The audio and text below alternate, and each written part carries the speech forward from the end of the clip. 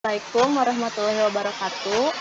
Berikut hasil video interview wawasan kebangsaan dan bela negara angkatan 47, kelompok 4 dari gelombang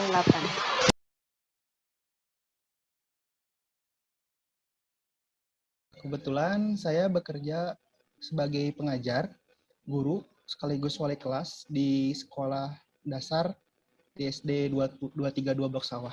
Sekarang ini Ibu salah satu guru dari salah satu SD. Perkenalkan, namanya Rina Fauziah ya, bisa dipanggil Teh Rina. Untuk aktivitas yang sehari-hari lakukan ya mengajar, aktivitas sehari-harinya ya selain diisi dengan kegiatan mengajar, setiap harinya ya tidak jauh juga gitu, mengajar aktivitas anak-anak di TPA gitu. Teh Rina lebih mengajak bukan orang-orang yang udah dewasa, justru Teh Rina lebih mengajak anak-anak SMP, anak-anak SMA yang untuk terlibat di kegiatan masyarakat. Menurut saya sendiri, yang namanya wawasan kebangsaan itu sendiri merupakan cara pandang gitu. Cara pandang kita yang dilandasi dari kesadaran akan diri sendiri. Makna wawasan kebangsaan itu cara pandang bangsa Indonesia mengenai diri dan lingkungan, mengutamakan kesatuan dan persatuan wilayah dalam penyelenggaraan kehidupan bermasyarakat, berbangsa, dan bernegara. Ketika kita memandang atau ketika kita harus mengetahui wawasan tentang kebangsaan atau bela negara sih, contohnya kan perjuangan kita istilahnya untuk negara apa gitu. Ya. Nah, kembali lagi gitu, Rina lebih memikirkan untuk wawasan ini peran kita gitu di lingkungan sekitar apa gitu. Setidaknya ketika kita peduli terhadap lingkungan sekitar gitu, minimal tetangga kita gitu paham gitu bahwa ketika kita membela negara atau ya kita peduli atau cinta terhadap tanah itu bukan hanya sekedar aku cinta Indonesia gitu, aku melaksanakan Pancasila ini gitu, tetapi apa sih yang kita tanamkan dalam setiap harinya, setiap aktivitas sehari-hari kita yang sudah mendarah daging istilahnya, yang sudah menjadi kebiasaan kita gitu. Jadi kalau menurut saya sendiri, yang namanya wawasan kebangsaan itu sangat penting ya, khususnya bagi seorang guru gitu, karena perlu kita ketahui bahwa yang namanya wawasan kebangsaan secara tidak langsung sudah diajarkan dari SD, bahkan sejak TK gitu. Apa buktinya gitu, bahwa ketika kita belajar namanya pendidikan kewarganegaraan itu ya, atau kita sebut dengan PPKN, itu pun sudah mencerminkan atau sudah termasuk ke dalam poin dari ilmu pengetahuan atau ilmu dari wawasan kebangsaan itu sendiri gitu. Walaupun memang kata-kata redaksinya bukan ke wawasan kebangsaan, tapi ke disiplin ilmu sosial atau disiplin ilmu tentang kewarganegaraan. Oh, sangat penting, Neng. Apalagi kita sebagai PNS, kalau istilah sekarang ASN, harus mengetahui sejarah bangsa sebagai upaya untuk meningkatkan kesadaran sebagai warga negara sehingga menumbuhkan dan meningkatkan rasa cinta terhadap tanah air. Yang nantinya akan menjadi pedoman dalam melaksanakan hak dan kewajiban kita sebagai guru terhadap anak didik kita atau siswa kita. Tapi sangat penting ya Bu ya. Iya. Sangat penting terutama dalam mendidik siswa nanti. Iya. Bagi saya, menurut saya, bela negara sendiri merupakan hal yang sangat penting gitu ya, apalagi di zaman sekarang gitu. Zaman yang sudah masuk ke dalam zaman globalisasi gitu. Sehingga mungkin kita perlu mengurangi yang namanya dampak-dampak negatif, yaitu dengan cara bela negara gitu. Karena mungkin anak-anak zaman sekarang taunya bela negara itu ikut latihan militer gitu ya. Padahal secara tidak langsung yang namanya bela negara itu bukan hanya kegiatan militer gitu, tapi dengan kita menggunakan atau kita cinta terhadap produk kita sendiri juga merupakan salah satu bentuk dari bela negara. Jadi memang sangat penting sekali gitu makna bela negara kita, makna bela negara sendiri gitu. Apalagi di zaman kondisi pandemi sekarang ini gitu. Kita lebih harus bisa mendukung gitu produk UMKM yang ada di daerah kita sendiri gitu. Itu merupakan salah satu bentuk bela negara juga gitu menurut saya pribadi. Menurut Ibu, bela negara berarti sikap dan perilaku warga negara yang dijiwai oleh kecintaan kepada Negara Kesatuan Republik Indonesia. Kalau untuk bentuk-bentuk kegiatan bela negara yang bisa dilakukan saya gitu ya selama pembelajaran saat ini adalah yang mungkin mengajar dengan profesional juga merupakan salah satu bentuk bela negara gitu ya.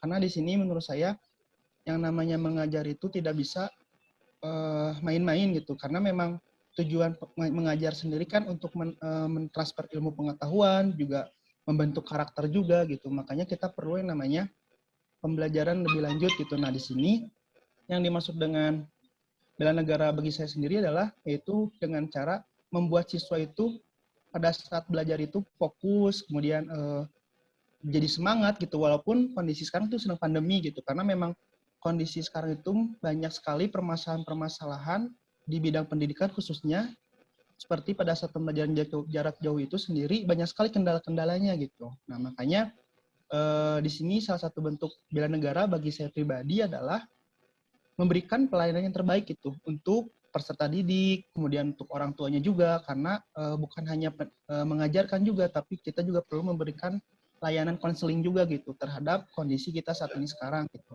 Jadi bukan hanya memberikan, tapi juga kita menyuluhkan atau juga memberikan saran dan masukan gitu agar pembelajaran di masa pandemi bisa berjalan dengan lancar gitu.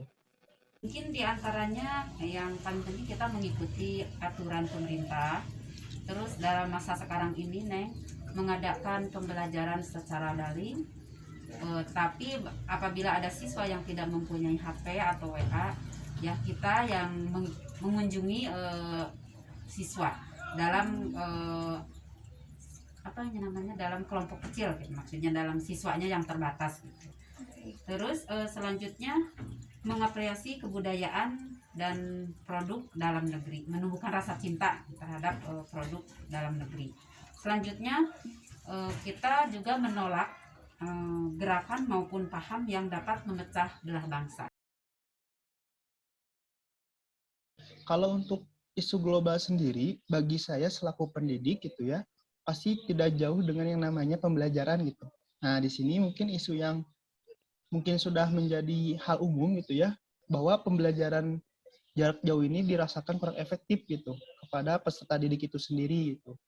Hal ini didasarkan gitu ya kepada respon dari orang tua sendiri, kemudian feedback atau output dari yang dihasilkan oleh siswa itu sendiri gitu. Makanya mungkin ada beberapa hal yang harus kita ubah gitu, ada beberapa hal yang harus kita perbaiki gitu, mulai dari mindset terhadap pembelajaran jarak jauh itu sendiri gitu. Karena terkadang kesan orang tua ketika pembelajaran jarak jauh itu hanya sebatas memberikan tugas tanpa ada cross check ataupun tanpa ada melihat jawaban dari siswa itu sendiri gitu. Jadi hanya memberikan laporan saya sudah selesai bagi siswa.